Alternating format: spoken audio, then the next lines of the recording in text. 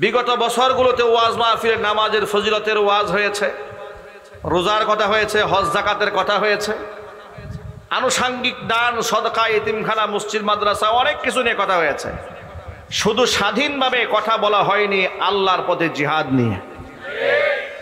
কারণ এই জিহাদ শব্দটার মধ্যে স্বৈরাচারী এবং তাদের দোসরেরা 144 ধারা দিয়ে দিয়েছিল। জিহাদ শব্দ যদি কোনো খতিব সাহেব উচ্চারণ করেছে, তাকে উগ্রবাদ বলে তার বিরুদ্ধে মামলা দিয়েছে। কোনো লেখক যদি তার বইয়ের মধ্যে জিহাদ সংক্রান্ত কোনো ঘটনা লিখেছে, তাহলে তার বিরুদ্ধেই জঙ্গিবাদের মামলা দিয়ে দিয়েছে। কোনো জায়গায় যদি মুসলমানরা জিহাদের ফজিলত নিয়ে আলোচনা করেছে, তাদেরকে বিভিন্ন নামে আখ্যা দেওয়া হয়েছে। কাউকে বলা হয়েছে আনসারুল্লাহ বাংলা টিম, এরপরে কাউকে নাম দেওয়া হয়েছে হিজবুত তাহরির, কাউকে দেওয়া হয়েছে উগ্রবাদী, কাউকে জঙ্গিবাদী, কাউকে মৌলবাদী ইত্যাদি নানা ট্যাগ দিয়ে দিয়ে ইসলামিক রেভলিউশন, ইসলামের বিপ্লবটাকে ঠেকিয়ে দেওয়ার ষড়যন্ত্র তারা করেছিল। এটা কেন করা হয়েছিল সেটা আপনাদেরকে বলি। এই প্রেসক্রিপশনটা তাদের নিজস্ব ছিল না, এই প্রেসক্রিপশন ছিল আমাদের পার্শ্ববর্তী নব্য ইসরায়েল ভারতের। ভারত এই দেশের মুসলমানদের পক্ষ থেকে তাদের নামাজ অসহ্য করে বিষয়টি তা নয়। পৃথিবীর কোনো কাফের আমার নামাজ অপছন্দ করে না, পৃথিবীর কোনো কাফের মুসলমানদের জিকির অপছন্দ করে না, পৃথিবীর কোনো কাফের মুসলমানদের টুপি অপছন্দ করে না, দাড়িও অপছন্দ করে না। কারণ এই পৃথিবীর অসংখ্য অমুসলিমরা মুখে দাড়ি রাখে, ইহুদিরাও মাথার মধ্যে টুপি দেয়, যদি টুপির ঢংটা আলাদা। ঠিক নেবে ঠিক জোরে বলেন। নারীদের হিজাব এবং পর্দা আপনারা ধারণাও করতে পারবেন না, এরা শুধু মুসলিম নারীরাই পরে না, কট্টর ইহুদি যারা, তাদের নারীরাও পরিপূর্ণ পর্দা করে থাকে, মাথায় হিজাব পরে থাকে। কট্টর খ্রিস্টান যারা, ম্যারি যাদেরকে বলা হয়, আপনি দেখবেন তাদের যারা ফাদার এবং মাদার বলে, ওদের ড্রেস আপটা লক্ষ্য করে দেখেন, ওরাও কিন্তু আমাদের মা বোনদের মতো বুরকায় আবৃত যে ড্রেস আপ আছে, এইরকম ড্রেস আপ পরে ওরা চলে। এর মানে হচ্ছে ওদের এই ড্রেস আপের প্রতি ক্ষোভ নাই, ওদের ক্ষোভ একটা বিষয়ের উপরে আছে। নামাজের প্রতি ওদের রাগ নাই, গুসা নাই, রোজার প্রতি, হজ যাকাতের প্রতি, তাসবিহ তাহলিল কোরআন তেলাওয়াতের প্রতি কোনো জিনিসের উপর ওদের ক্ষোভ নাই। ওদের যত ক্ষোভ আছে, ঘৃণা আছে আর ভয় আছে, সে আমলটার নাম হচ্ছে আল্লাহর পথে জিহাদ। এই জিহাদটা কাফেররা সহ্য করতে পারে না। এই জন্য ভারতীয় চ্যানেল রিপাবলিক টেলিভিশন, এই টেলিভিশনের একটা সাংবাদিক আছে না, কি নাম জানো, ময়ূখ রঞ্জন ঘোষ, নামটা মুখস্থ হয়ে গেছে, জীবনেও জানতাম না, ইদানিং চিল্লাচিল্লিতে মুখস্থ হয়ে গেছে। আর এত কথা বলে বাংলাদেশ নিয়ে, আর ব্যাঙের মতো লাভ দিয়ে একবার এই কোণার একবার সেই কোণার চলে যায়। প্রতি মুহূর্ত বলতে থাকে ইউনূস পাকিস্তান থেকে পেঁয়াজ আনে নাই, পেঁয়াজের আকৃতিতে বোমা নিয়ে আসছে। কত কথা যে বলে আমার বুঝে আসে না। উনি সংবাদ উপস্থাপনা করতে গিয়ে কত বোতল খেয়ে আসে, কিংবা কত বস্তা ডেট এক্সপায়ার গাঁজা খাইলে এই ধরনের সংবাদ উপস্থাপন করা যায়। ঠিক না ঠিক যদি বলেন। আমাদের বাংলাদেশের এক রাজনীতিবিদ তার সাথে টকশোতে বসেছে অনলাইনে সে প্রশ্ন করেছে, আমাদের দেশের ভদ্রলোক প্রশ্ন করেছে, আচ্ছা বাংলাদেশ নিয়ে আপনার এত মাথা ব্যথা কেন, বাংলাদেশের আপনার সমস্যা কোথায়? তিনি জবাবে যে কথাটা বললেন এটা আমাদের টু দ্য পয়েন্ট। তিনি বললেন, আমার বাংলাদেশ নিয়ে কোনো সমস্যা নাই, বাংলাদেশটা আমাদের সমস্যা হচ্ছে জিহাদি এবং জঙ্গি গোষ্ঠী। কথা বুঝতে পেরেছেন তো? বাংলাদেশ নিয়ে তাদের কোনো সমস্যা নাই, সমস্যা হচ্ছে জিহাদি এবং জঙ্গি গোষ্ঠী। এর মানে হচ্ছে তাদের খুবই স্পষ্ট করে দিয়েছে, তারা আমার জিহাদকে সবচেয়ে বেশি ভয় পায়। জিহাদ যাদের অন্তর থেকে তারা মুছে দিতে পারে, এরকম মুনাফেক মার্কা মুসলমান নিয়ে তাদের কোনো ভয় নাই, তাদের কোনো শঙ্কা নাই। কিন্তু যে মুসলমানের অন্তরে কলিজার মধ্যে জিহাদের বারদ আছে, তাদেরকে তারা জানের চাইতেও বেশি ভয় করে। কথা বলেন ঠিক কিনা বলেন? জানি দুশ্মন মনে করে যে কোনো মুহূর্তে তাদেরকে উগ্রবাদী, মৌলবাদী, জঙ্গিবাদী, তালেবান, রাজাকার, আল বদর, আল শামস, রাষ্ট্রদ্রোহী ইত্যাদি যে কোনো কথা বলে তাদেরকে পৃথিবী থেকে তারা মিটিয়ে দিতে চায়। কিন্তু আমি আপনাদের কাছে একটা স্পষ্ট বার্তা শুনিয়ে দিতে চাই, আমি আমার সকল ভাইদেরকে জানিয়ে দিতে চাই, প্রিয় ভাইয়েরা আমার, জিহাদ এটাতে অস্বীকার করবে কোনো মুসলমান দূরের কথা। জিহাদ মুসলমানদের জন্য এমন একটি অবশ্যম্ভাবী অবধারিত একটা আমলের নাম যে জিহাদ শব্দটি কোরআন মাজিদের মধ্যে আল্লাহ তাআলা 41 বার স্পষ্ট উচ্চারণ করেছেন। কতবার এসেছে কোরআনে? 41 বার জিহাদ শব্দটি স্পষ্টভাবে এসেছে। প্রত্যক্ষ এবং পরোক্ষভাবে জিহাদ এবং কিতাল, জিহাদের আহকামাত সম্পর্কিত আয়াত এবং ফাজাইল সম্পর্কিত আয়াত এসেছে কোরআন শরীফে 500-এর উপরে।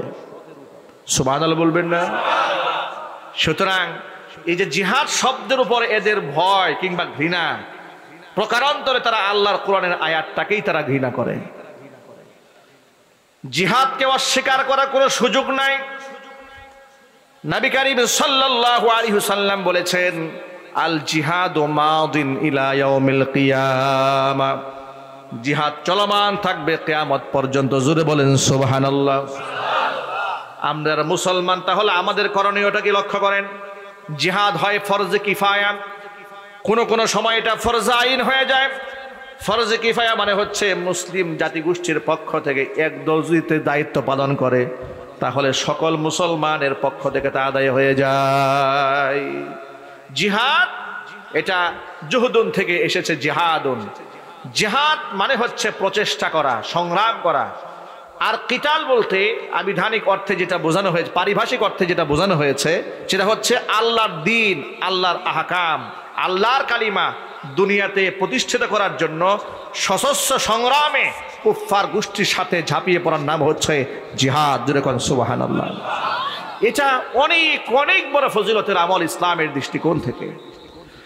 কোরআন মাজিদ আল্লাহ তাআলা এই আমলটাকে এক সফল ব্যবসার সাথে তুলনা করেছেন। পৃথিবীতে নামাজকে আল্লাহ সফল ব্যবসা বলেননি, রোজাকে আল্লাহ সফল ব্যবসা বলেননি, হজ যাকাত দান সাদাকাকে আল্লাহ তাআলা সফল ব্যবসা বলেননি, আল্লাহর পথে জানমাল দিয়ে লড়াই করাকে আল্লাহ তাআলা সফল ব্যবসা হিসেবে উল্লেখ করেছেন। সূরা সফের মধ্যে আল্লাহ তাআলা 28 নম্বর পারার হিফজুল কোরআন মাজিদের মধ্যে স্পষ্ট করে বলে দিয়েছেন 10 নম্বর আয়াতের মধ্যে, ইয়া আইয়ুহাল্লাযীনা আমানু হাল আদুল্লুকুম আলা তিজারাতিন তুনজিকুম মিন আযাবিন আলীম। ওই ইমানদারেরা, হাল আদুল্লুকুম, আমি কি তোমাদেরকে বলে দেব না, আলা তিজারাতিন, এমন একটা বাণিজ্যের কথা, তুনজিকুম মিন আযাবিন আলীম, যে ব্যবসা তোমাদেরকে যন্ত্রণাদায়ক শাস্তি থেকে রক্ষা করবে। সেই ব্যবসা হচ্ছে তুমিনুনা বিল্লাহি ওয়া রাসূলিহি, ঈমান আনবে তোমরা আমি আল্লাহর উপরে, ঈমান আনবে আমার রাসূলের উপরে, ওয়া তুজাহিদুনা ফি সাবিলিল্লাহি বিআমওয়ালিকুম ওয়া আনফুসিকুম, তোমাদের জান এবং মাল দিয়ে আমি আল্লাহর উপরে তোমরা জিহাদ করবে। যালিকুম খায়রুল লাকুম ইন কুনতুম তা'লামুন, এটাই তোমাদের জন্য কল্যাণকর যদি তোমরা তা জানতে। যদি তোমরা আমি আল্লাহর পথে জিহাদ করো, আমার সাথে এই বাণিজ্য করো, কি হবে ফায়দা শোনো, ইয়াগফির লাকুম যুনুবাকুম, আমি আল্লাহ তাআলা তোমাদের জীবনের সমস্ত গুনার খাতা মাফ করে দেব। ওয়া ইউদখিলকুম জান্নাতিন তাজরি মিন তাহতিহাল আনহার, আমি তোমাদেরকে প্রবেশ করাবো এমন জান্নাতি যে জান্নাতের পাদদেশ দিয়ে প্রবাহিত হয়ে প্রস্রবণ, ওয়া মাসাকিনা তাইয়্যিবাতান, উত্তম বাসস্থানে তোমাদেরকে ঢোকাবো। যেরকম সুবহানাল্লাহ। ভাইরা আমার, আল্লাহ তাআলা কোরআন মাজিদে বলছেন এমন একটা ব্যবসার কথা বলবো না যেই ব্যবসা তোমাদেরকে জাহান্নামের যন্ত্রণার আযাব থেকে রক্ষা করবে। সেই ব্যবসা হচ্ছে আল্লাহর উপর এবং রাসূলের উপর ঈমান এনে জান এবং মাল দিয়ে আল্লাহর পথে জিহাদ করা। জান মাল দিয়ে আল্লাহর পথে জিহাদ করাকে আল্লাহ তাআলা একটি আযাব থেকে রক্ষাকারী সফল ব্যবসা হিসেবে উল্লেখ করেছেন। চিৎকার দেখুন, আল্লাহু আকবার। জিহাদ কোরআন মাজিদে 41টা জায়গার মধ্যে স্পষ্টভাবে এলো। জিহাদের ব্যাপারে আল্লাহ তাআলা কোরআন মাজিদে বললেন, কুতিবা আলাইকুমুল কিতালু ওয়া হুয়া কুরহুল লাকুম ওয়া আসা আন তাকরাহু শাইআন ওয়া হুয়া খায়রুল লাকুম ওয়া আসা আন তুহিব্বু শাইআন ওয়া হুয়া শাররুল লাকুম ওয়াল্লাহু ইয়ালামু ওয়া আনতুম লা তা'লামুন। তোমাদের উপর জিহাদকে ফরজ করা হয়েছে। আমি আল্লাহর পথে সংগ্রাম করা শুধু নয়, কাফেরদের বিরুদ্ধে লড়াই করা, জান বাজি রেখে জান এবং মাল দিয়ে লড়াই করা, এটা তোমাদের উপর ফরজ করা হয়েছে। আর মনে রেখো, তোমরা একটা জিনিসকে অপছন্দ করো, আল্লাহর পথে জানমাল দিয়ে লড়াই এত সহজ ব্যাপার নয়, কিন্তু এর মধ্যে তোমাদের কল্যাণ রয়েছে। আর তোমরা যেটা অপছন্দ করো এর মধ্যে কল্যাণ আছে, এমন হতে পারে তোমরা যেটা পছন্দ করো তার মধ্যে তোমাদের অকল্যাণ রয়েছে। আমি আল্লাহ যা জানি তা তোমরা জানো না। এমন অসংখ্য আয়াত দ্বারা প্রমাণিত হয় আল্লাহ রাব্বুল আলামিন আমাদের উপরে জিহাদকে ফরজ করেছেন। কি করেছেন জোরে বলেন তো ভাই? ফরজ করেছেন। আচ্ছা, আপনাদেরকে বোঝাবার জন্য একটা কথা বলি। দেখুন, জিহাদটাকে আমাদের সমাজে পত্রপত্রিকার ভাষায় সন্ত্রাসবাদের সাথে তুলনা করা হয়েছে। যেমন জিহাদি জঙ্গি গোষ্ঠী বলতে আপনারা কি বুঝেন? আপনারা মনে করেন গুপ্ত হামলাকারী, মানুষ হত্যাকারী কিংবা খুনকারী, এদেরকে আপনারা জঙ্গি সন্ত্রাসী হিসেবে মনে করেন। জিহাদি গোষ্ঠী বলতে আমাদের পত্রপত্রিকা দিয়ে জাতিকে এই কথাই শেখানো হয়েছে। কথা ঠিক নেবে ঠিক জোরে বলেন। জিহাদ মানে কি সন্ত্রাসবাদ? যদি জিহাদ মানে সন্ত্রাসবাদ হয় তাহলে আল্লাহ রসুল সাল্লাল্লাহু আলাইহি ওয়াসাল্লাম নিজে ২৭টা জিহাদের সেনাপতি হয়ে নেতৃত্ব দান করেছেন। তাহলে যদি আপনি জিহাদকে সন্ত্রাসবাদ বলেন তো তার রেজাল্ট কি দাঁড়ায়? মুহাম্মদ সাল্লাল্লাহু আলাইহি ওয়াসাল্লাম সন্ত্রাসী লিডার ছিলেন? নাউজুবিল্লাহ, একটু জোরে বলতে হবে না ভাই? জিহাদকে সন্ত্রাস কেন আখ্যা দেওয়া হয়েছে এটা আপনাদের বুঝতে হবে। আখ্যা দেওয়া হয়েছে এই জন্য যাতে করে, কারণ জিহাদের মাধ্যমে কাফের বেঈমানদের কুফুরিকে পৃথিবী থেকে মূলোৎপাটন করা যায়। আপনি নামাজ দিয়ে কুফুরি মূলোৎপাটন করতে পারবেন না, আপনি রোজা এবং হজ যাকাত দিয়ে আপনি আত্মশুদ্ধি করতে পারবেন, কিন্তু পৃথিবী থেকে কুফুরির শেকড়কে উঠাতে পারবেন না। কথা ঠিক না ব্যাটিং জুড়ে বলেন? যদি শুধুমাত্র তাসবিহ তাহলিল করে কুফুরির শেকড় উঠানো যেত, মুহাম্মদ সাল্লাল্লাহু আলাইহি ওয়াসাল্লাম মক্কা বিজয়ের সময় 10,000 সৈনিকদের হাতে তলোয়ার উঠিয়ে দিয়েছিলেন। সুবহানাল্লাহ বলতে ইচ্ছা করলো না? 10,000 সৈনিকেরা হাতের মধ্যে উন্মুক্ত তলোয়ার নিয়ে মক্কাতুল মুকাররমা প্রবেশ করেছিলেন। হাতের মধ্যে তলোয়ার ধারণ করে মক্কাতুল মুকাররমার কাবা চত্বরে চতুর্পাশে 360খানা মূর্তি ভেঙে টুকরা টুকরা করে দিয়ে কুফরি চিরতলে মূলোৎপাটন করে মুখ থেকে আয়াত তেলাওয়াত করছিলেন, কুল জাআল হাক্কু ওয়া যাহাকাল বাতিল ইন্নাল বাতিলা কানা যাহুকা। এই আয়াত পাঠ করছিলেন, উন্মুক্ত তলোয়ার সাহাবায়ে কেরামের হাতের মধ্যে ছিল। তাহলে বোঝা গেল জিহাদ ছাড়া আর জিহাদি সরঞ্জাম ছাড়া পৃথিবীর মাটি থেকে কুফরি এবং শিরকের মূলোৎপাটন করা সম্ভব হবে না। কথা ঠিক নেবে ঠিক? সুতরাং তাসবিহ তাহলিলের সাথে সাথে আল্লাহর পথে তলোয়ার ধারণ করা, সংগ্রাম করা, অস্ত্র ধারণ করা, এই শিক্ষা আল্লাহ পাক কোরআন মাজিদের মধ্যে দান করেছেন। আল্লাহর নবী সাল্লাল্লাহু আলাইহি ওয়াসাল্লামকে প্রশ্ন করা হয়েছিল, কিলা আইয়ুল আমালি আফদালু ইয়া রাসূলুল্লাহ। আল্লাহ রাসূলকে প্রশ্ন করা হলো, হে আল্লাহ রাসূল, পৃথিবীর মধ্যে সবচেয়ে উত্তম আমল কোনটি? রাসূল বললেন, ঈমানুম বিল্লাহ, আল্লাহর উপর ঈমান আনা। কিলা সুম্মা আইয়ুন, ঈমান আনার পরে সবচেয়ে দামি ইবাদত কোনটি? হুজুর বললেন, আস-সালাতু আলা মিকাতিহা, সঠিক সময় নামাজ আদায় করা ঈমান আনার পরে সবচাইতে সর্বশ্রেষ্ঠ ইবাদত। আবার জিজ্ঞেস করলেন, কিলা সুম্মা আইয়ুন ইয়া রাসূলুল্লাহ, নামাজের পরে সর্বশ্রেষ্ঠ আমল কোনটি? হুজুর বললেন, বিররুল ওয়ালিদাইন, পিতা মাতার আনুগত্য করা। কিলা সুম্মা আইয়ুন, 4 নাম্বার জিজ্ঞেস করা হলো, পিতা মাতার আনুগত্যের পরে সর্বশ্রেষ্ঠ ইবাদত কোনটি? রাসূল বললেন, আল জিহাদু ফি সাবিলিল্লাহ, আল্লাহর পথে জিহাদ করা হচ্ছে আসমানের নিচে জমিনের উপরে চতুর্থতম শ্রেষ্ঠ ইবাদত। চিৎকার দেখুন আল্লাহু আকবার। যে ইবাদত কি পৃথিবীর শ্রেষ্ঠ ইবাদত বলা হয়েছে, যে জিহাদকে দুনিয়ার শ্রেষ্ঠ ইবাদত বলা হয়েছে, আজকে মুসলমানদের কাছে প্রথম আলো, ডেইলি স্টার সহ 71 টেলিভিশন, এই সমস্ত চ্যানেলগুলো আর এই সমস্ত পত্রপত্রিকা জাতির সামনে ওই জিহাদকে সন্ত্রাস হিসেবে উল্লেখ করেছে। যার দরুন জিহাদ শব্দটা এটা মুখে উচ্চারণ করাও বিগত 16 বছরে অঘোষিতভাবে নিষিদ্ধ করা হয়েছিল। কথা ঠিক নেবে ঠিক জুড়ে বলেন?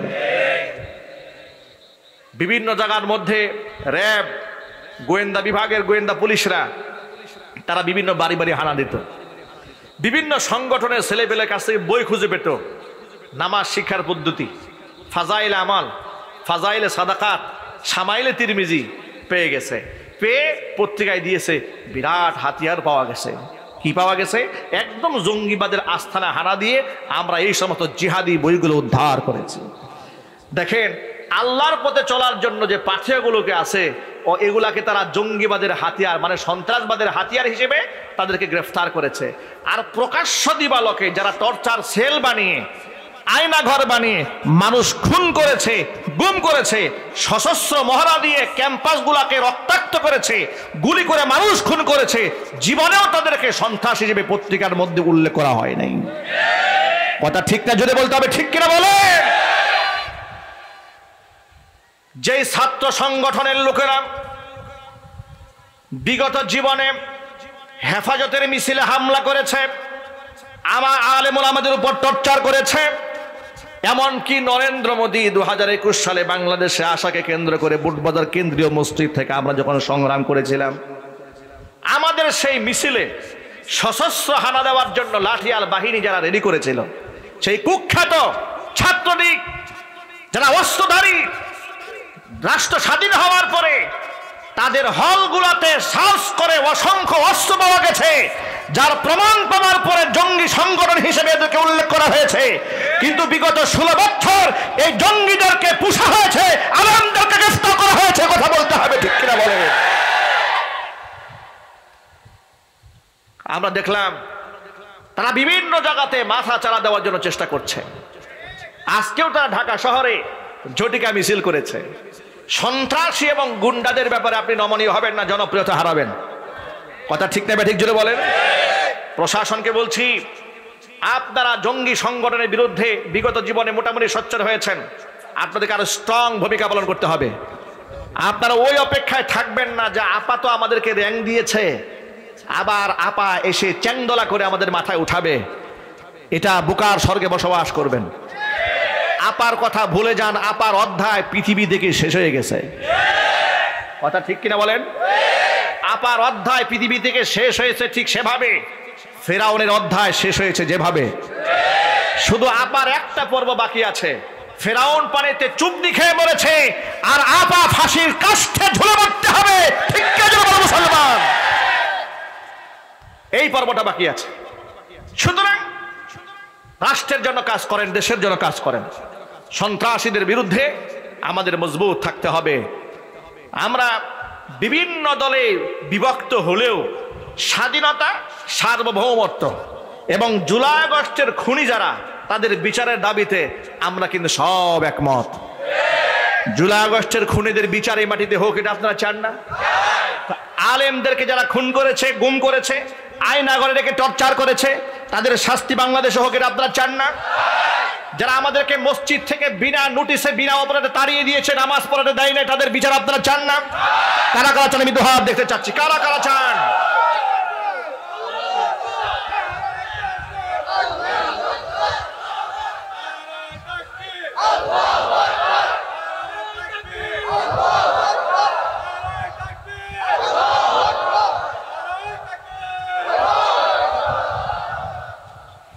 ওরা আমাদেরকে মোটেও সহ্য করতে পারেনি। 2021 সালে আমাকে বুটবাজার কেন্দ্রীয় মসজিদ থেকে কি পরিমাণ মানসিক টর্চার করে আমাকে এখান থেকে তারা সরিয়ে দিয়েছে। কি অপরাধ ছিল আমার? কি অপরাধ ছিল? তারা আমাকে নামাজ পড়াতে দেয়নি 4টা বছর। আমি আপনাদের পাশের এলাকাতে ভাড়া ছিলাম, নিলয় হাউজিং এ। প্রশাসনের লোকেরা বাসায় গিয়ে বাড়িওয়ালাকে হুমকি দিয়েছে, মাদ্রাসা বিল্ডিং এ থাকে বলে, হ্যাঁ থাকে, ওনাকে বাসায় ঢুকতে দেবেন না, তাহলে আপনিও মামলা খাবেন। অপরাধ কি? আমরা কি চুরি করেছিলাম? চুরি বলতে হবে তো আপনাদের। রাষ্ট্রের টাকা বিদেশে পাচার করেছিলাম? আমরা কি এদেশের মানুষকে গুম এবং খুন করেছিলাম? রাষ্ট্রদ্রোহিতা করেছিলাম? একটা কাজ আমরা করেছিলাম, নরেন্দ্র মোদীর বিরোধিতা করেছিলাম। স্বৈরাচারের বিভিন্ন শরঈ কর্মকাণ্ড লঙ্ঘনের বিরোধিতা করেছিলাম, ইসলাম বিরোধী কর্মকাণ্ডের বিরোধিতা করেছিলাম। তারা আলেমদেরকে কোমরে রশি বেঁধে বেঁধে যখন আদালতে হাজির করত, হাতের মধ্যে যখন লোহার কড়া, হাত পায়ের মধ্যে লোহার ডান্ডা বেরিয়ে পড়ানোর দৃশ্যগুলো দেখতাম, হৃদয়ে রক্তক্ষরণ হতো। বরদাস্ত করতে না পেরে প্রতিবাদ করতাম। এগুলা ছিল আমাদের অপরাধ, এগুলাকেই তারা রাষ্ট্রদ্রোহিতা বানিয়ে নিয়েছিল। কিন্তু তারা ভুলেই গিয়েছিল দিন তো আল্লাহর হাতে, যে কোনো মুহূর্তে রব দিনকে পরিবর্তন করে দিতে পারেন। সে ক্ষমতা আল্লাহর নাই? আর চিৎকার দিয়ে বলতে হবে নাই। টঙ্গী অঞ্চলে আমি কোনো মাহফিল করতে পারতাম না, কিন্তু আপনারা অনেকে জানতেন না আমি কেন মাহফিল করতে পারতাম না। 64 জেলাতে আমি প্রোগ্রাম করি, টঙ্গী অঞ্চলে মাহফিল করা যাচ্ছে না, মাদানী সাহেবের পারমিশন নাই। কেন পারমিশন নাই? মহানগরে অসংখ্য মাহফিল আবার বন্ধ করে দিয়েছে। আমি নাকি উস্কানিমূলক কথাবার্তা বলতাম। আমি বলি আমি কাদের বিরুদ্ধে উস্কানি দিয়েছি?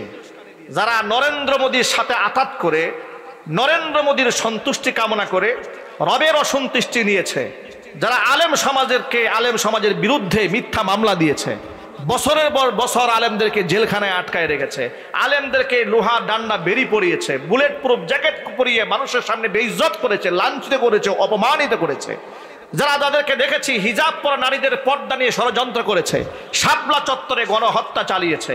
কথা বলতে হবে ঠিক নেবে ঠিক, তাদের বিরুদ্ধে আমরা কথা বলেছি। এই কথা বলাটা যদি অপরাধ হয়ে থাকে আর এটার নাম যদি মৌলবাদ হয়, তাহলে আমরা গর্বের সাথে বলি আমরা মৌলবাদী। ঠিক কিনা জোরে বলেন? রাষ্ট্রের টাকা দিয়ে তারা বিভিন্ন জায়গাতে রাস্তায় রাস্তায় মূর্তি ভাস্কর্যের নামে বানাতে চেয়েছে, আমরা বিরোধিতা করেছি।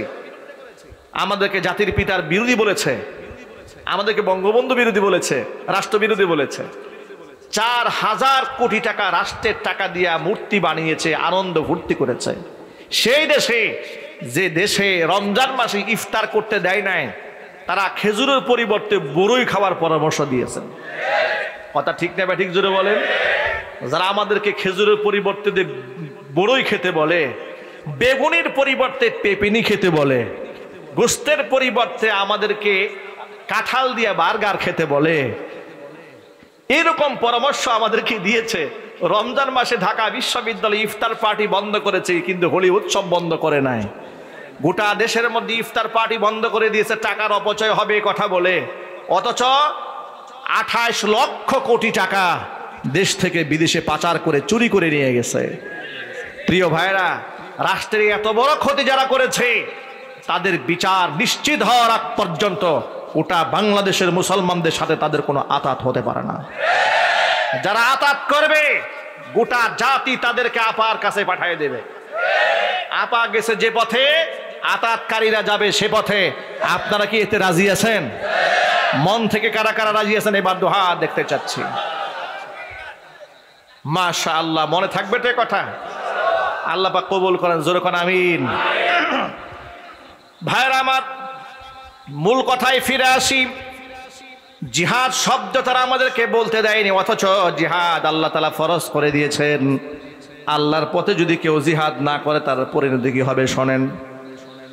বুখারী শরীফের হাদিসের মধ্যে এসেছে, কিতাবুল মাগাজি অধ্যায়ে আল্লাহর হাবিব সাল্লাল্লাহু আলাইহি ওয়াসাল্লাম বলেছেন, মান মাতা, যে ব্যক্তি মারা গেল এমন অবস্থায়, ওয়ালাম ইয়াগজু, যে জীবনে জিহাদ করে নাই, ওয়ালাম ইউজাবিজ গাজিয়ান, কোন মুজাহিদকে সামরাও জুগিয়ে দেয়নি, সাহায্য করেনি, ওয়ালাম ইউহাদ্দিস বিহি নাফসাহু, মনে মনে আল্লাহর পথে জিহাদ করার সংকল্প করে নাই, মাতা আলা শুবাতিম মিনান নিফাক, ও মুসলমান হয়ে মরবে না, মুনাফিকদের দলভুক্ত হয়ে মারা যাবে। এবার আমি আপনাদেরকে প্রশ্ন করতে চাই, আমরা কি মুনাফিকদের দলভুক্ত হয়ে মরতে চাই? মুনাফিক হয়ে মরতে চাই না, ইমানদার হয়ে মরতে চায়। ইমানদার ব্যক্তি আল্লাহর পথে জিহাদ করবে, জিহাদের সুযোগ না পেলে মুজাহিদদেরকে সাহায্য করবে। সাহায্য যদি না করতে পারে, অন্তরে জিহাদ করার জন্য পরিকল্পনা আনতে হবে। জিহাদের পরিকল্পনা, আল্লাহর পথে শাহাদাতের তামান্না নিয়ে যদি কোনো ব্যক্তি ঘরে শুয়েও মারা যায়, মহান আল্লাহ রব্বুল আমিন তাকে শহীদের মর্যাদা দান করে দিবেন। যদি বলেন সুবহানাল্লাহ। 20 বছরে এক টকবগে নওজওয়ান, কুফরি হালাতের নাম ছিল আব্দুল উজ্জা। ইসলাম ধর্ম গ্রহণ করার পরে নবীজি সাল্লাল্লাহু আলাইহি ওয়াসাল্লাম নাম রেখে দিয়েছেন আব্দুল্লাহ। আব্দুল্লাহ জুলবিজাদাই লম্বা ইতিহাস রয়েছে তার ব্যাপারে। আল্লাহর দ্বীনের জন্য কালিমা গ্রহণ করতে গিয়া ত্যাগ কোরবানি অনেক করেছেন, আল্লাহর পথে সব বিলিয়ে দিয়েছেন, তারপরও দিল ঠান্ডা হয় নাই। তাবুক যুদ্ধে আল্লাহর নবীর সাথে তিনি শামিল হয়েছেন। জিহাদের ময়দানে গিয়ে হুজুরের কাছে আবেদন জানালেন, টকবকে নওজোয়ান, ইয়া রাসূলুল্লাহ, ইয়া হাবিবাল্লাহ, আপনি আল্লাহর কাছে আমার জন্য দোয়া করেন, আল্লাহ পাক যেন এই জিহাদে আমাকে শহীদ হিসেবে কবুল করে নেন। নবীজি সাল্লাল্লাহু আলাইহি ওয়াসাল্লাম কাঁচা গাছের একটা ছাল এনে এই আব্দুল্লাহ জুল বিজাদাইনের বাজুর মধ্যে নিজ হাতে বেঁধে দিলেন, আর আল্লাহকে বললেন, রব্বুল আলামিন, আমি আব্দুল্লাহর রক্ত কাফেরদের জন্য হারাম বানায়া দিলাম। হযরত আব্দুল্লাহ জুল বিজাদাইন চোখের পানি ছেড়ে কান্নায় ভেঙে পড়লেন, ইয়া রাসূলুল্লাহ, আমি চাইলাম শাহাদাতের মৃত্যু, আর আপনি আমার জন্য দোয়া করলেন কাফের বেঈমান যেন আমাকে টাচ করতে না পারে। নবীজি বললেন, আব্দুল্লাহ রে, শোনো, তোমার অন্তরে আল্লাহর পথে শহীদ হওয়ার যে তামান্না আমি লক্ষ্য করেছি, ওই তামান্না নিয়ে জ্বরে আক্রান্ত হয়েও যদি তুমি মারা যাও, আল্লাহ পাক তোমাকে শাহাদাতের মর্যাদা দিয়ে দিবে। ঠিক তাই হলো। তাবুকের ময়দানে আব্দুল্লাহ জুল বিজাদাইন রাদিয়াল্লাহু তাআলা আনহু মারাত্মক জ্বরে আক্রান্ত হয়ে গেলেন এবং সেই দরেই তার ইন্তেকাল হয়ে গেল। ইন্তেকাল হয়ে যাওয়ার পরে সাহাবায়ে কেরাম ফিরে আসলেন, দৌড়ে আসেন রাসূলের কাছে, এসে বললেন, নবীজি, আপনার সেই সাহাবী হযরত আব্দুল্লাহ জুল বিজাদাইন জ্বরে আক্রান্ত হয়ে ইন্তেকাল করেছেন। নবীজি সাল্লাল্লাহু আলাইহি ওয়াসাল্লাম তার জানাজার জন্য প্রস্তুতি গ্রহণ করলেন। তাকে গোসল দেওয়ানো হলো জিহাদের ময়দানে রাতের বেলাতেই। গোসল দিয়ে দেওয়ার পরে নবীজি সাল্লাল্লাহু আলাইহি ওয়াসাল্লাম সাহাবীদেরকে কবর খনন করতে বললেন। কবর খনন করা হলো। নবীজি সাল্লাল্লাহু আলাইহি ওয়াসাল্লাম নিজে কবরের মধ্যে নামলেন। কবরে নেমে আবু বকর আর উমরকে ডেকে বলছেন, আবু বকর, উমর, লাশের সাথে যেন বিয়াদবি না হয়ে যায়, আমার হাতে লাশটা দাও। নবীজি আব্দুল্লাহ জুল বিজাদাইনের লাশটা নিজ হাতে ধারণ করলেন, কবরের মধ্যে রাখলেন, মাটির কার্যক্রম সম্পাদন করলেন। এরপরে আল্লাহর কাছে হাত তুলে বলছেন, আল্লাহুম্মা ইন্নী আমসাইতু আনহু রাদিয়ান ফারাদা আনহু। আল্লাহ তাআলা, আজকে এর সন্ধ্যা পর্যন্ত আব্দুল্লাহ জুল বিজাদাইনের প্রতি আমি নবীজি সন্তুষ্ট ছিলাম, রব্বুল আলামিন তুমি তার প্রতি সন্তুষ্ট হয়ে যাও। আব্দুল্লাহ ইবনে মাসউদ রাদিয়াল্লাহু তাআলা আনহু বর্ণনাকারী, তিনি বলেন, জীবনে কোনোদিন মৃত্যুর জন্য আমার আফসোস হয় নাই, কিন্তু ওই দিন আমি মৃত্যুর জন্য আফসোস করেছিলাম। আহারে, তার নাম তাও আব্দুল্লাহ, আমার নামও আব্দুল্লাহ। এই জায়গায় যদি আজকে আব্দুল্লাহ জুল বিজাদাইনের লাশটা না হয়ে আমি আব্দুল্লাহ ইবনে মাসউদের লাশ হতো, জীবনটা আমার ধন্য হয়ে যেত। কারণ নবীজি বলেছেন, সন্ধ্যা পর্যন্ত আমি তার উপর সন্তুষ্ট ছিলাম, রব্বুল আলামিন তুমি তার প্রতি সন্তুষ্ট হয়ে যাও। কত বড় পাওনা! ও যুবক ভাইরা আমার, এই কথার মাধ্যমে আমি শুধু এই সবকটা দিতে চেয়েছি, শহীদি তামান্না যদি অন্তরের মধ্যে থাকে, বিছানায় শুয়েও যদি আপনি মারা যান, ভারতেও যেতে হয় নাই, আপনার ফিলিস্তিন যাওয়ার সুযোগ হয় নাই, গাজাবাসীর পক্ষে দাঁড়িয়ে আপনি হয়তো রাজপথে স্লোগান দিয়েছেন, জিহাদের ময়দানে কুফফারদের সাথে লড়ার মতো সুযোগ হয় নাই, কিন্তু আমরা স্পষ্ট বার্তা দিয়ে দিই, যদি পৃথিবীর মুসলমানদের পক্ষে সশস্ত্র লড়াইয়ে আহ্বান আসে, আল্লাহর কসম করে বলি, সেই আহ্বানে আমরা সকলের আগে রাজপথে ঝাঁপিয়ে পড়ব। যুবকেরা কি রাজি আছে? যদি বলতে হবে রাজি আছেন, আল্লাহ যেন কবুল করেন। জোরে কোন আমিন, আর জোরে কোন আমিন। অন্তরের মধ্যে তামান্না রাখেন, আল্লাহ পাক শহীদের মর্যাদা দান করে দেবেন ইনশাআল্লাহ। আল্লাহ যেন কবুল করেন। জোরে কোন আমিন। খালিদ বিন ওয়ালিদ রাদিয়াল্লাহু তাআলা আনহু বিখ্যাত সাহাবী, খালিদ সাইফুল্লাহ উপাধি যার। খালিদ বিন ওয়ালিদ ইসলামের এক অপরাজেয় সেনাপতি। পৃথিবীর কোন যুদ্ধে ইসলাম ধর্ম গ্রহণ করার পরে তিনি পরাজিত হন নাই। তার নাম খালিদ বিন ওয়ালিদ রাদিয়াল্লাহু তাআলা আনহু। বুড়ো বয়সে বার্ধক্যজনিত রোগে আক্রান্ত হয়ে বিছানায় কাতরাচ্ছেন, জীবনের শেষ সায়ান্নে এসে চোখের পানি ছেলে কান্না করেন। বিবি ডেকে বলে, মা ইউবকিকা, কেন কান্না করেন?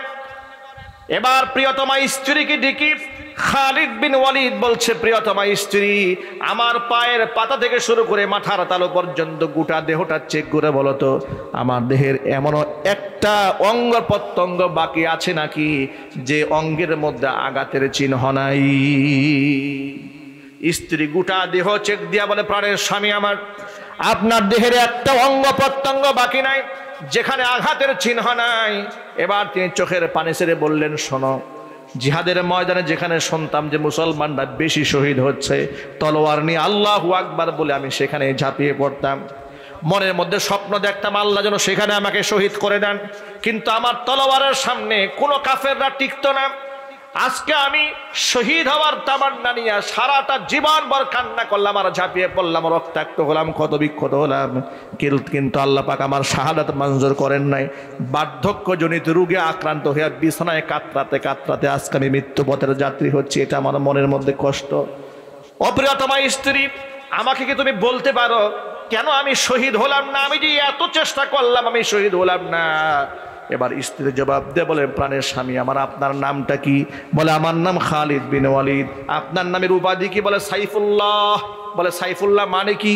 বলে, সাইফুল্লাহ মানে হচ্ছে আল্লাহর তলোয়ার। উপাধি আপনাকে কে দিয়েছে? বলে, আল্লাহ রাসূল দিয়েছেন। তাহলে আপনি কি করে শহীদ হবেন? আপনি হচ্ছেন আল্লাহর তলোয়ার। আপনি যদি শহীদ হয়ে যান তাহলে তলোয়ার তো ভেঙে যায়, কাফেররা বিজয়ী হয়, আপনার তলোয়ার আপনি ভেঙে আপনি টুকরা হয়ে যান, মানে আল্লাহর তলোয়ারটা ভেঙে যায়। আসমানের নিচে জমিনের উপরে আল্লাহর তলোয়ারকে ভেঙে দেয় এমন শক্তি তো পৃথিবীতে কারো নাই। এই জন্য আল্লাহ তাআলা আপনাকে গাজীর মর্যাদা দান করেছেন। চিৎকার যখন আল্লাহু আকবার। তিনি স্ত্রীর কথা শুনে সান্ত্বনার বাণী পেলেন। ভাইরা আমার, সাহাবায়ে কেরাম রাদিয়াল্লাহু তাআলা আনহুম আজমাইন সকলে আল্লাহর পথে শহীদ হতে চেয়েছেন। আর আমরা এমন আয়েশি জিন্দেগি গ্রহণ করেছি, আমরা কেউ মরতে চাই না, আমরা সব বাঁচতে চাই। মনে রাখবেন, সকলে যদি বাঁচতে চান একদিন সকলকে কুকুরের মতো মরতে হবে। আর যদি আল্লাহর পথে জীবন দেওয়ার তামান্না নিয়ে আমরা ঝাঁপিয়ে পড়ি, দুনিয়া থেকে বিদায় হব, আমরা সিংহের মতো বিদায় হবে, বিড়ালের মতো নয়। ঠিক নেবে ঠিক জুড়ে বলেন। যুবকেরা, ডাক আসতে পারে, সেদিন বেশি দূরে নয়। ভারতের দিকে তাকান, যেভাবে মুসলিম গণহত্যা চলছে, যেভাবে মসজিদগুলো ভেঙে দেওয়া হচ্ছে, যেভাবে কবরস্থান বুলডোজার দিয়ে ঘুরে দেওয়া হচ্ছে, মুসলমানদের বাড়িঘর যেভাবে ভাঙা হচ্ছে, এবং বাংলাদেশ নিয়ে যেমন কূটকৌশল তারা আটতেছে, তারা কিন্তু জিহাদের দামামা বাজিয়ে দিয়েছে। কথা ঠিক নেবে ঠিক জুড়ে বলেন। তারা কিন্তু জিহাদের দিকে আমাদেরকে আহ্বান করছে। আর গজওয়াতুল হিন্দ তো আমাদের সামনে আছে, ওই জিহাদে ইনশাল্লাহ আমরা অবশ্যই শামিল হব। হিন্দুস্তানের মুশরিকদের সাথে যদি রক্ত দিয়ে জিহাদ করে কালিমার পতাকা উড্ডীন করতে হয়, আমি আমার কুনিয়ার সামনে সকল তাওহীদি যুবক ভাইদেরকে বলতে চাচ্ছি, আপনারা কি সেই জিহাদে শামিল হতে প্রস্তুত আছেন তো? ইনশাআল্লাহ। আল্লাহকে দেখায় দেন, আল্লাহকে দেখায় দেন, আল্লাহ কবুল করেন, জোরে করেন আমিন।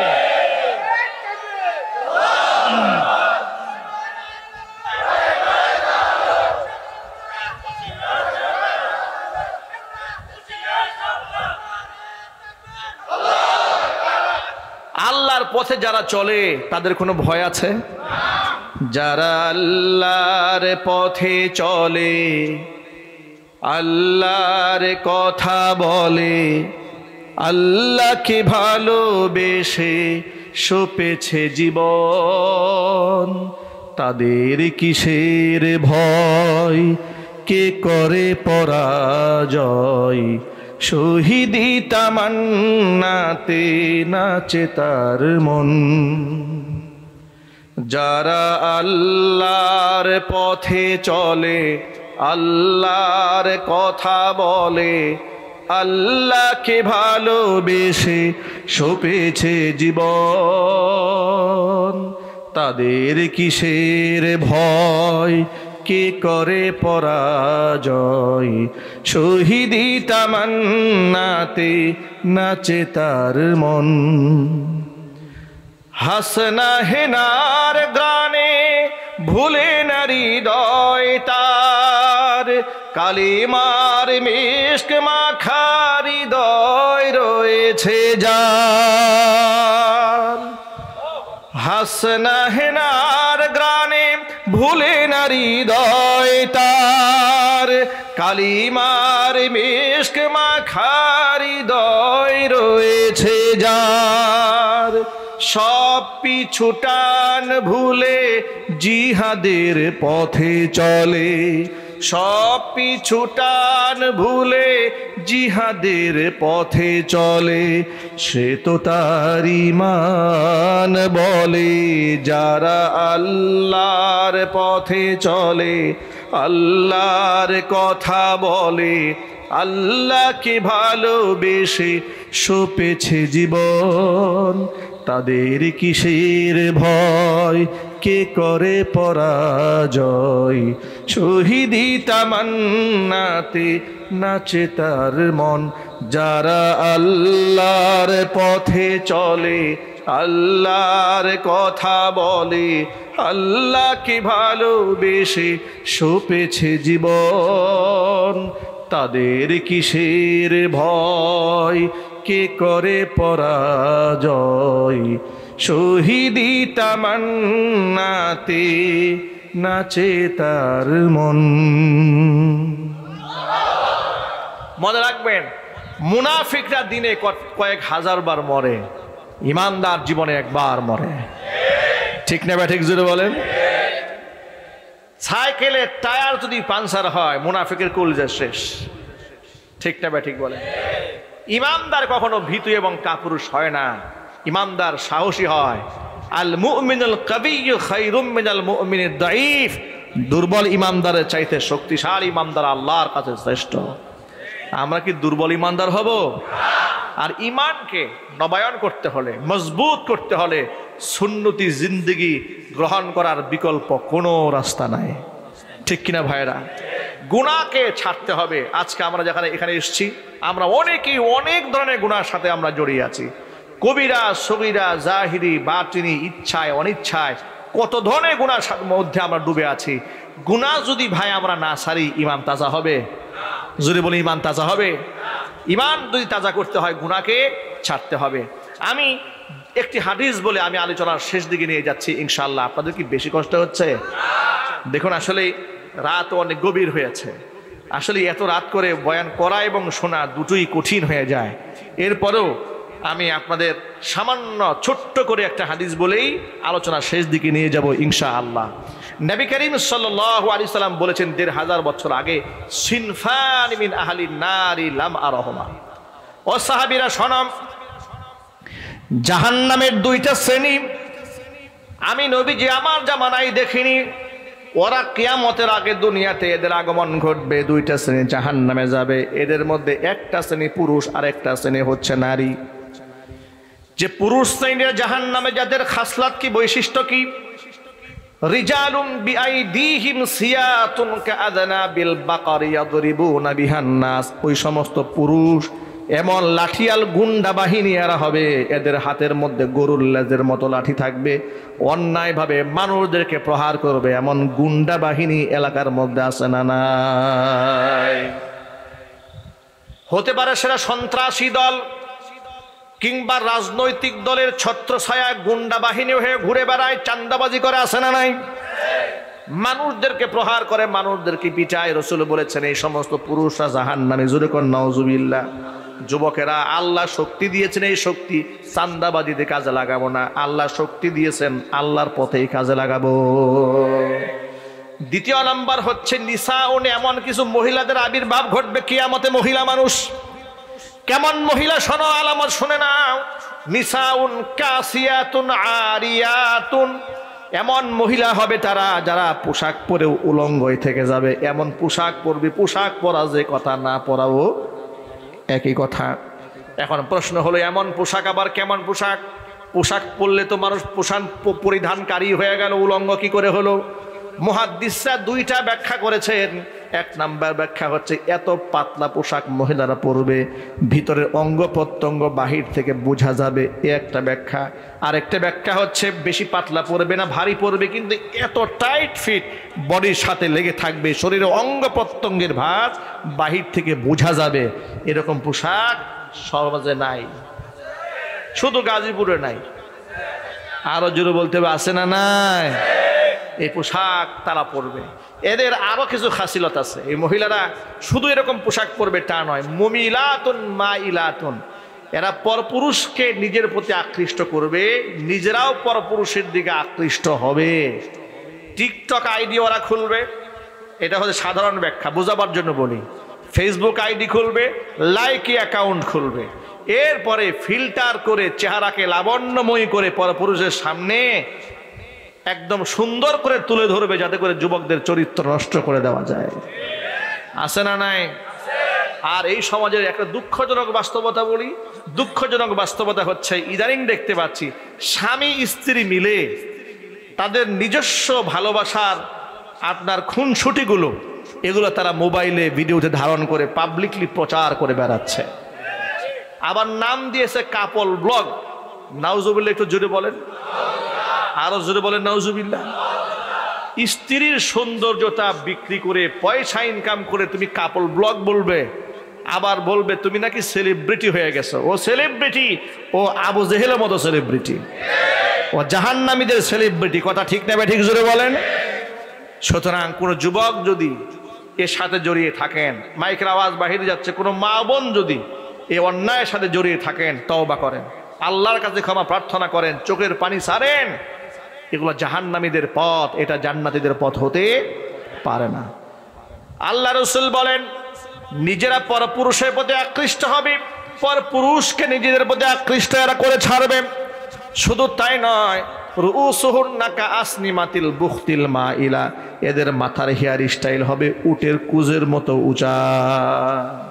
উটের এখানে একটা উঁচা জায়গা আছে না, কুজ, এদের মাথাটা পাম্পিং করে পার্লারিং করে চুলটা আর্টিফিশিয়াল ভাবে উঁচা করে রাখবে, এরপরে উটের কুজের মতো হাঁটবে, ডানে বামে দুলতে থাকবে, ঘৃণার সাথে কোন নাউজুবিল্লাহ।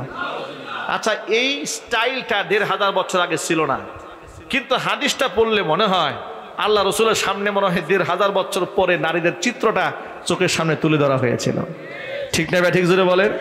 কি সুন্দর বাস্তবতা মিলে যাচ্ছে। রসুল বলেন, এই খাসিলাত যাদের হবে, লা ইয়াদখুলনাল জান্নাতা ওয়ালা ইয়াজিদনা রিহাহা, ওরা তো জান্নাতে ঢুকবেই না, জান্নাতের ঘ্রাণও নাকের মধ্যে ওরা পাবে না।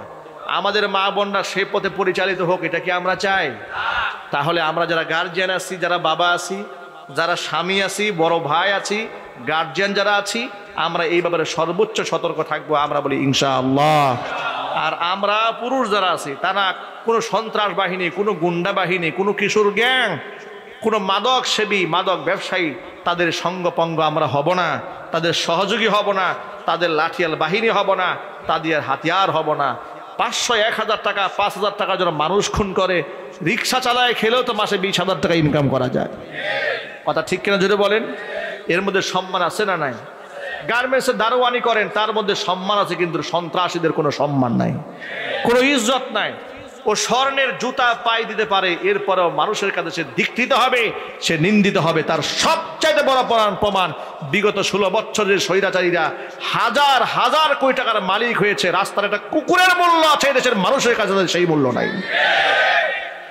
সুতরাং এই রিজিকের কোনো দাম নাই, এই রিজিকের মধ্যে লানত আছে, বদদুয়া আছে, মানুষের চোখের পানি আছে। আমি সেই রিজিকের মালিক হতে চাই না, আমি সেই রিজিকের মালিক হতে চাই যে রিজিক আমাকে জান্নাতে নিয়ে যাবে। যুবকেরা পারবে তো ইনশাআল্লাহ? আল্লাহ রাব্বুল আলামিন আমাদের সকলকে কবুল করেন, মঞ্জুর করেন, জোরে কোন আমিন। আজকের পর থেকে ৫ ওয়াক্ত নামাজ বা জামাত আদায়ের তৌফিক দান করেন।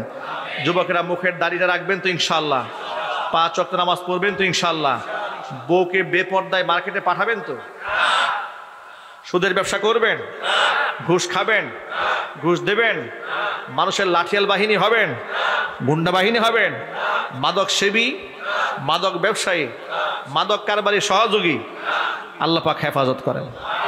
আল্লাহ রাব্বুল আলামিন কুনিয়া সুরুজালি রাহমানিয়া জামে মসজিদ মাদ্রাসা এতিমখানাকে আল্লাহ তাআলা কবুল করেন। যারা দান করেছেন, দানগুলোকে আল্লাহ তাআলা কবুল করেন।